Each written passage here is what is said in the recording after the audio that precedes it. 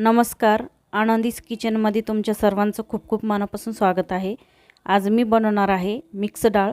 त्यासाठी मी सगळ्या डाळी घेतलेल्या आहे. मूग डाळ, उडीद डाळ, तुरीची डाळ, चना डाळ, मटकीची डाळ, मसूर डाळ. फोडणीसाठी मी घेतलेले आहे 2 छोटे कांदे, 2 टमाटे, थोडीशी कोथिंबीर, थोडीसा कढीपत्ता. फोडणीसाठी मी घातलेलं आहे तेल 2 चम्मच. त्यामध्ये मी घातलेले आहे मोहरी, जिरे, बारीक चिरलेला कांदा, कढीपत्ता, लसूण अद्रकची पेस्ट. छान मिक्स करून घ्यायचं आहे. त्यामध्ये मी घातलेली आहे बारीक चिरलेले टमाटे.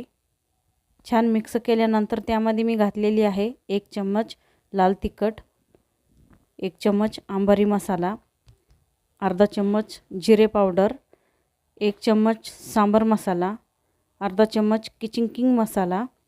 त्यामध्ये मी घातलेले आहे मीठ चवीनुसार, हळद घातलेली आहे अर्धा चमचा, बारीक चिरलेली कोथिंबीर घातलेली आहे.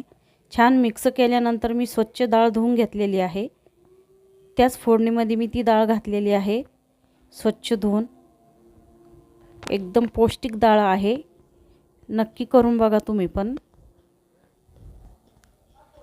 त्यामध्ये मी घातलेलं आहे पाणी गरम केलेलं आहे. मी पाणी गरम घातलेलं आहे. त्यामध्ये